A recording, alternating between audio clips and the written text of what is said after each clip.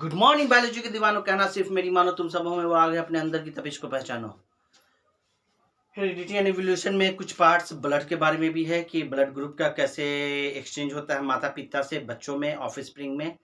Blood group ए के father हैं और ब्लड ग्रुप बी की मदर है, तो बच्चे जो आएंगे नवजात जो होंगे उनमें कौन सा ब्लड ग्रुप जाएगा, मतलब कि ब्लड का एक्सचेंज जो हो रहा है पेरेंट्स से ऑफस्प्रिंग में वो कैसे होता है, इसमें हम लोग पढ़ेंगे। उससे पहले शुरू करने से पहले कुछ बेसिक चीज़ ब्लड के भी बारे में जान लें, क्योंकि बहुत हो सकता है कि ये आपके एग्जाम में ना आए, बट बहुत कॉन्सेप्चुअल चीज़ है। क्योंकि जब ये समझ में आ जाएगा तो आगे हम लोग ब्लड ग्रुप के बारे में पढ़ेंगे, कैसे वो ऑफस्प्रिंग में जा रहा है, वो कैरेक्टर ट्रेट लेके ब्लड ग्रुप का, वो हम लोग समझने में आसानी होगी। तो ब्लड नाम आते ही जहन में कुछ चीज़ें हिट कर दी होगी। तो ब्लड है तो मतलब क्या है, खून की बात हो रही है, रक्त की बात हो रही है। किस कलर की है, तो रेड कलर का है, राइट। तो कुछ चीज़ें जो हिट कर रहा है बेसिकली माइंड में, क्यों हिट कर रहा है, क्योंकि उसके बारे में पढ़ा नहीं है बट उसको देखा है। क्योंकि जिंदगी में कभी ना कभी किसी ना किसी का हाथ पैर तो कटता है ना, तो जब कटता है थोड़ा सा भी कटता है तो उसमें से कोई चीज़ प्लाज्मा, मतलब कि पानी की तरह, लिक्विड की तरह जो चीज़ बाहर आती है वो रेड शक्ल की होती है, लाल रंग की होती है। इसलिए हम लोग जानते हैं कि क्या है, ब्लड रेड है। तो क्यों है ये शायद ना पता हो, या हो सकता है कि पता हो, है ना, उसके बारे में भी हम लोग जान जाएंगे। तो ब्लड जो है ह्यूमन बॉडी में तकरीबन 5 to 5.5 लीटर है। क्लियर, वेरी करेगा इंसान टू इंसान। कोई कमजोर है तो उसमें थोड़ा कम रहेगा, जो मजबूत हेवी आदमी है तो उसमें 5.5-6 लीटर होगा। मतलब कि बेसिकली आप अगर एवरेज देख ले तो एक ह्यूमन बॉडी में 5 से 5.5 लीटर का ब्लड होता है, राइट। ब्लड रेड होता है ड्यू टू हीमोग्लोबिन। क्लियर, तो ये पता चल गया हमको कि ब्लड रेड क्यों होता है, तो हीमोग्लोबिन के वजह कर होता है। तो ब्लड रेड क्यों होता है, तो हीमोग्लोबिन के वजह कर होता है। क्लियर। तीसरा, ब्लड रेड होता है हीमोग्लोबिन के वजह कर। ब्लड का पीएच वैल्यू क्या है, पीएच वैल्यू 7.4 है। पीएच वैल्यू क्या है, 7.4 है। पीएच वैल्यू 7.4 का मतलब हो गया कि 7 से ऊपर है। 7 से जो ऊपर होता है वो बेस में काउंट हो जाता है, बेस में। और 7 से जो नीचे होगा वो एसिड में काउंट हो जाएगा। क्लियर, तो ये समझ में आ गया। तो 7 से ऊपर है तो पीएच वैल्यू ब्लड का क्या है, 7.4, तो मतलब कि बेस है। क्लियर। और आगे ब्लड में क्या जान सकते हैं हम लोग, ब्लड में कंपोनेंट्स कौन कौन सा है, कि एक जो ब्लड है जो पानी की तरह जो रेड कलर का दिख रहा है वो हीमोग्लोबिन के वजह का दिख रहा है। तो वो रेड कलर का जो चीज है उसमें क्या क्या चीज मिला हुआ है। इससे पहले जो हम लोग को हेरिडिटी एंड इवोल्यूशन में पढ़ना है वो ब्लड ग्रुप के बारे में पढ़ना है। अब ब्लड ग्रुप को एबीओ फैक्टर, एबीओ सीरीज जो जिन्होंने दिया है blood group, blood group A, blood group B, blood group A B और ब्लड ग्रुप ओ, ये जो डिस्कवर्ड किया, ये जो जिसने दिया है उनका नाम है लैंड स्टेनर। याद रखना बच्चों, 1900 में कार्ल लैंड स्टेनर नाम के एक वैज्ञानिक ने, एक साइंटिस्ट ने, जो कि ऑस्ट्रिया के रहने वाले थे, इन्होंने एक डिस्कवरी की और इन्होंने ही ये प्रोजेक्ट दिया कि भैया जो खून है, जो रक्त है, वो कितने तरह के होते हैं, तो एबीओ ग्रुप के होते हैं। इनके इसी डिस्कवरी के वजह कर बाद में इनको नोबेल प्राइज भी दिया गया। किसको दिया गया, मुझे नहीं, ये इनको दिया गया, कार्ल लैंड स्टेनर को। कार्ल लैंड स्टेनर कौन थे, तो ऑस्ट्रिया के एक वैज्ञानिक थे जिन्होंने किस चीज पे काम किया था, डिस्कवरी किया था, तो ब्लड ग्रुप पे काम किया था। इन्होंने ही ब्लड ग्रुप के बारे में सबसे पहले दुनिया को बताया। क्लियर है, कब बताया, तो 1900 में। कहाँ के रहने वाले थे, तो ऑस्ट्रिया के रहने वाले थे। नाम क्या था, तो कार्ल लैंड स्टेनर नाम था। इन्होंने कौन सा ग्रुप दिया, एबीओ ग्रुप दिया, राइट। इतना चीज समझ में आ गया।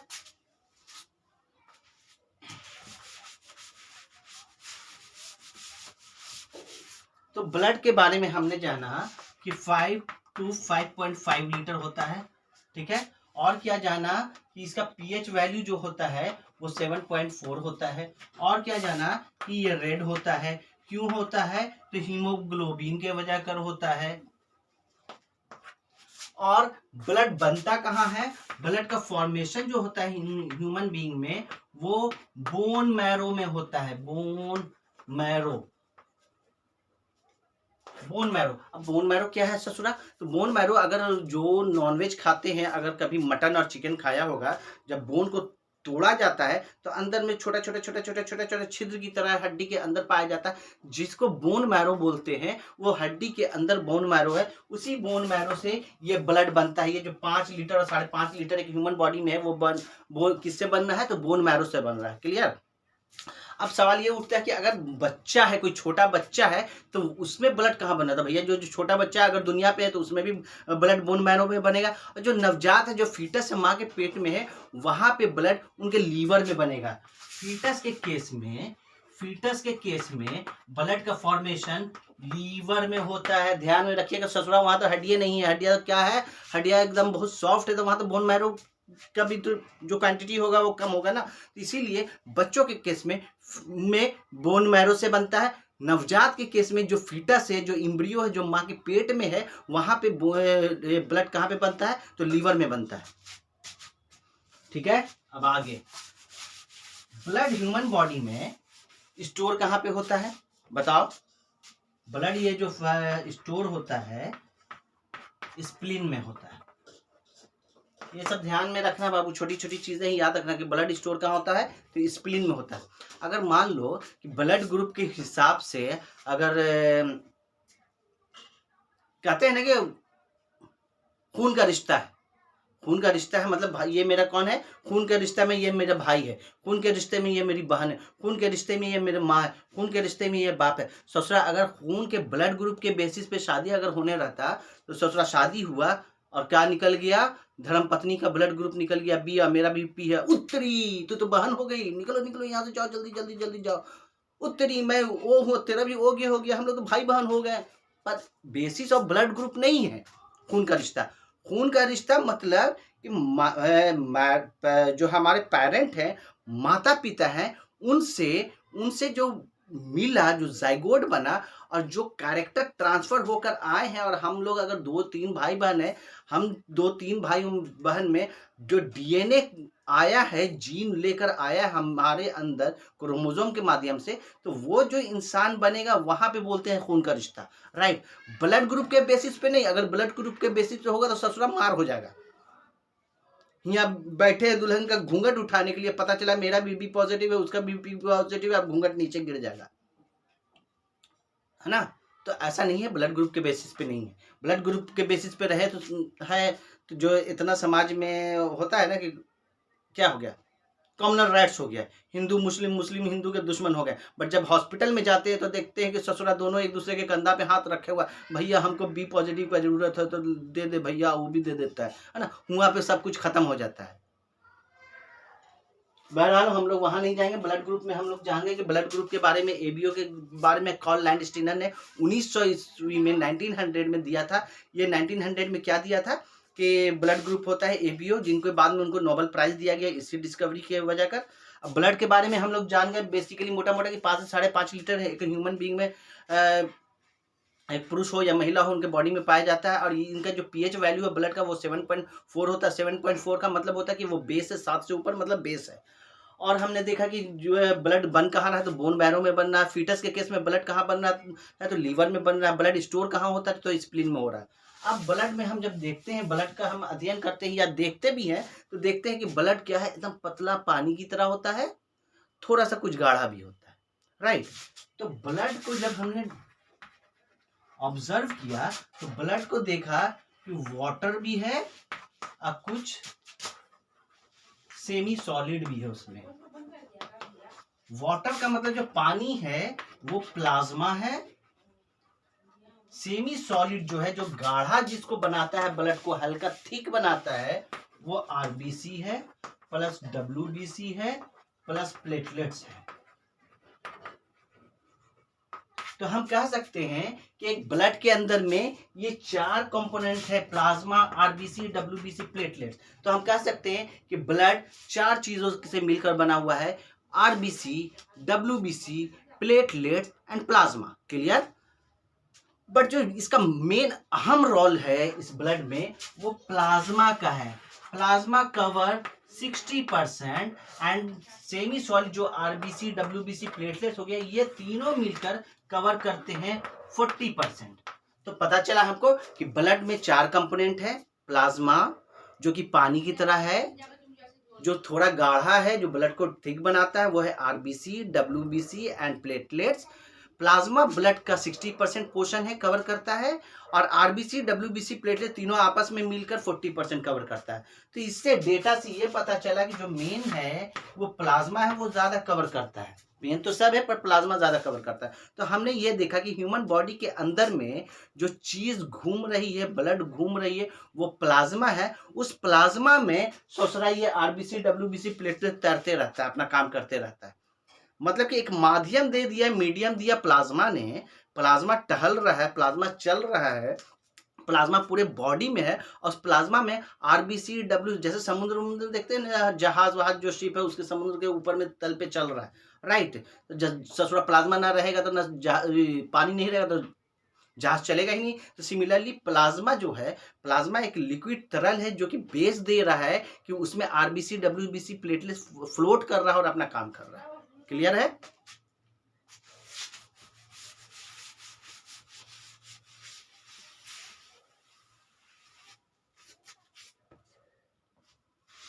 प्लाज्मा का अगर फंक्शन देखें तो आप क्या करता है, ये एक्टिव करता है, ये फ्लोटिंग करवाता है किसको, आरबीसी, डब्ल्यूबीसी और प्लेटलेट्स को। ठीक है। प्लाज्मा येलोइश कलर का होता है। ठीक है। अब हम आगे आ जाएं, आरबीसी के बारे में पढ़ें। तो आरबीसी जिसको कहते हैं रेड ब्लड सेल्स या कॉर्पसेल्स। ठीक है। रेड क्यों है, हमने अभी बताया कि रेड होने की वजह है कि इसमें हीमोग्लोबिन है। ठीक है। हीमोग्लोबिन के वजह कर रेड है। हीमोग्लोबिन में क्या पाया जाता है, तो आयरन पाया जाता है, जिसको फेरस बोलते हैं, शॉर्टकट में एफई लिखते हैं, है ना। आयरन पाया जाता है।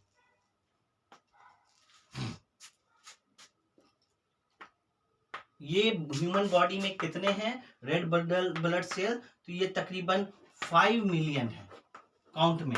5 मिलियन ही मतलब 50 लाख। ह्यूमन बॉडी में ये इनकी क्वांटिटी कितनी है आरबीसीज की, तो 5 मिलियन है, 50 लाख है। इसकी अगर कमी हो जाए, लैक हो जाए, तो आदमी एक्टिव ना रह पाए, अगर ब्लड की कमी हो जाएगी बॉडी में तो क्या होगा, सिंपल सी लॉजिक मानो, अगर ब्लड की कमी हो गई मतलब कि हीमोग्लोबिन की कमी हो गई, अगर हीमोग्लोबिन की कमी हो गई तो मतलब फेरस की आयरन की कमी हो गई, अगर आयरन की कमी हो गई तो क्या होगा ससुरा, बॉडी में कमजोरी आ जाएगा, क्योंकि आयरन ही मजबूती प्रदान कर रहा है ना, बॉडी को मजबूती दे रहा है। तो आयरन की कमी के वजह कर क्या हो जाएगा कि हमारे जो एक्टिवनेस है, जो हमारी तीव्रता है, हमारी सोचने समझने की, हमारे पढ़ने की, हमारे दिनचर्या की जो एक्टिवनेस है वो खत्म हो जाएगा। ससुरा एकदम निढाल लगेगा, जैसे लगेगा उसको सिंकारा का जरूरत है। एक ऐड आता था ना बहुत पहले, बदन में फुर्ती नहीं है, थकान है, ये है तो रिवाइटल, नहीं सॉरी रिवाइटल नहीं, सिंकारा लीजिए। तो मतलब कि ये फुर्ती उर्ती लाने खत्म हो जाता है आरबीसी अगर कम होता है तो। ह्यूमन बॉडी में कितने काउंट है आरबीसी के, तो 5 मिलियन है। 1 million equal to how many lakhs, तो 10 लैक्स। तो 5 मिलियन इंटू कितना हो जाएगा, 5 इंटू 10 इक्वल टू 50 लैक्स। दूसरा है डब्ल्यूबीसीज, इसको कहते हैं वाइट ब्लड सेल्स, और इसका जो बायोलॉजिकल नाम है वो है ल्यूकोसाइट्स। ठीक है। बायोलॉजिकल नाम आरबीसी का है इरिथ्रोसाइट्स एंड डब्ल्यूबीसी का है ल्यूकोसाइट। ये ह्यूमन बॉडी में ये क्या है, व्हाइट ब्लड सेल्स हमारे बॉडी के अंदर जो है वो इन्फेक्शन को, वो जर्म्स को दाखिल नहीं होने देता। अगर दाखिल हो गया, अंदर आ गया, तो वो उसको फाइट करके खत्म कर देता है। क्लियर। डब्ल्यूबीसी फाइट करके इसको किसको खत्म कर देता है, आपको जो भी इन्फेक्शन बॉडी के अंदर आ रहा है। मतलब हम ये कह सकते हैं कि डब्ल्यूबीसी हमारे बॉडी के अंदर एक ऐसा कवच बना देता है कि जिसको पार करना बड़ी मुश्किल है जर्म्स और इन्फेक्शन के लिए, राइट। डब्ल्यूबीसी अकेला खड़ा हो जाता है कि ससुरा क्या है, मैं 1 मैन आर्मी हूं, देखता हूं कि क्या होता है। वन का गीदड़ जाएगा किधर, सुने हो ना, वन का गीदड़ जाएगा किधर। तो ये वन का शेर है WBC। वन किसको कह रहे हैं, ह्यूमन बॉडी को कह रहे हैं। ह्यूमन बॉडी के अंदर ये WBC शेर है। कहता कि भैया वन मैन आर्मी हूँ मैं, RBC या प्लेटलेट्स के पास तुमको जाने की जरूरत ही नहीं, मैं खुद अकेला संभाल लूंगा तुमको। जो भी इन्फेक्शन आ रहा है या जो भी ससुरा कोरोना में देखे हो, अभी जो कोरोना का फर्स्ट फेज सेकंड फेज जो भी पार हो गया, ससुरा बहुत सारे हमारे हिंदुस्तान में ऐसे भी लोग होंगे जिनकी इम्यूनिटी इतनी मजबूत होगी, तगड़ी होगी, जिनके बॉडी में WBC इतना तगड़ा होगा कि जिनको कोरोना छुओ नहीं पाया होगा। क्रोनो का तो अगर बहुआ कौन सा मिट्टी से बना है इस ससुरा तो वन मैन आर्मी ये कह रहा है कि वन का गीदड़ जाएगा किधर, आओ ससुरा हम मार के गिरा देंगे। तो बॉडी के अंदर उसके घुस भी रहा होगा ये कोरोना का वायरस, तो WBC उसको मार के एकदम मुआ देता होगा, निकलो साला हम तुमसे ज्यादा मजबूत हैं। तो WBC का बॉडी के अंदर होना, बहुत मजबूती से होना बहुत जरूरी है। और WBC का बायोलॉजिकल नाम क्या है, ल्यूकोसाइट। ल्यूकोसाइट से ही ल्यूकोमिया नाम का एक वर्ड आया है जिसको कैंसर बोलते हैं। मतलब कि WBC अगर बहुत ज़्यादा बढ़ गया और WBC अगर बहुत ज़्यादा कम हो गया तो हम कह सकते हैं कि भैया कि हमारे बॉडी के अंदर लगता है कि कोई डेंजर सा बीमारी आ रहा है, जिसको कैंसर के नाम से, ल्यूकोमिया के नाम से लोग जानते हैं। क्लियर है।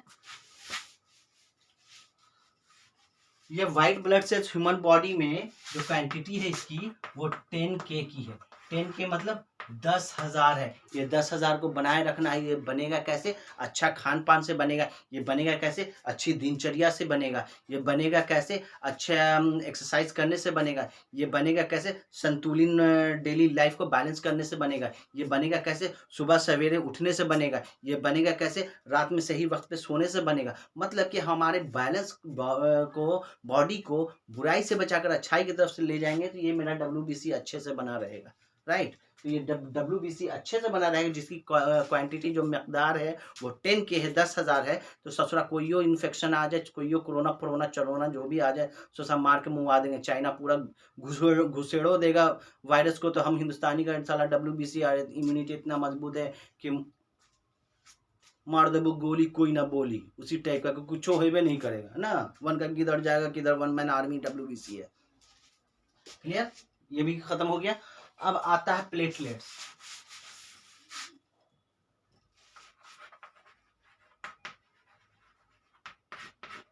प्लेटलेट्स का काम है क्लॉटिंग कराना। प्लेटलेट्स का काम है क्लॉटिंग कराना। तो ससुरा किसका क्लॉटिंग कराएगा, क्लॉटिंग मतलब थक्का जमाना, तो किसका क्लॉटिंग कराएगा, ब्लड की बात हो रही तो ब्लड की क्लॉटिंग कराएगा तो क्यों कराएगा। फॉर एग्जांपल एक्सीडेंट हो जाते हैं, फॉर एग्जांपल हाथ पैर कट जाता है, फॉर एग्जांपल चोट लग जाता है, तो जो ब्लड बाहर आने लगता है तो देखते हुए कुछ देर के बाद अगर हम कोई डॉक्टर के पास भी ना जाएं, अगर हम कोई ट्रीटमेंट भी ना करें, तो ब्लड जो बाहर आ रहा था ससुरा रुक गया। तो कौन ऐसा शक्ति काम कर रहा था, तो ये शक्ति प्लेटलेट्स है जो कि ब्लड में प्रेजेंट है। 40% जो बताया था ना, 40% में भी इसका योगदान था। तो ये प्लेटलेट्स है जिसका काम है ब्लड की क्लॉटिंग करवाना। कैसे करवाना है वो 12th में आप लोग जाके पढ़ोगे, अभी जो एग्जाम के लिए है वो इतना जाना। ब्लड की क्लॉटिंग कराना, तो ब्लड को क्लॉटिंग करना मतलब रोग देने का काम करता है। ये बॉडी में कितने हैं, 2 लाख हैं, 2 लाख है क्वांटिटी बॉडी में प्लेटलेट। तो प्लेटलेट की भी कमी नहीं होनी चाहिए। अगर प्लेटलेट्स की कमी हो जाएगी तो ससुरा मुरझाया हुआ रहेगा, ससुरा पड़ा रहेगा, बदन में दर्द है रे बाबा रे मैया बदन में दर्द है, कुछ नहीं, मतलब कुछ कर ही नहीं पाएगा वो डेली एक्टिव में। कुछ करो तो आप कहेगा कभी हाथ में दर्द है, कभी पैर में दर्द है, कभी माथा में दर्द है, ससुरा उसके पूरी जिंदगी में दर्द है। मतलब कि आप कह सकते हैं कि उसके बॉडी में प्लेटलेट्स की कमी है। अगर वो चेक कराएगा तो देखेगा कि प्लेटलेट्स डाउन है। तो प्लेटलेट के डाउन को बढ़ाने के लिए आप विटामिन सी का सेवन करें। विटामिन सी का सेवन, अब ससुरा टैबलेट पे मत चले जाइए। विटामिन सी के लिए बहुत सारी चीज़ें अभी मार्केट में 10 रुपये 15 रुपये किलो टमाटर है, टमाटर का सेवन कीजिए। टमाटर में बहुत बढ़िया विटामिन सी है। अनानास खाइए, ठीक है, उसको खाइए। कीवी फ्रूट्स खाइए, बहुत सारी चीज़ें हैं जिसमें विटामिन सी होता है। ससुरा अपने आलू में भी विटामिन सी होता है पर लोग समझते नहीं है, पर उसका भी सेवन कीजिए।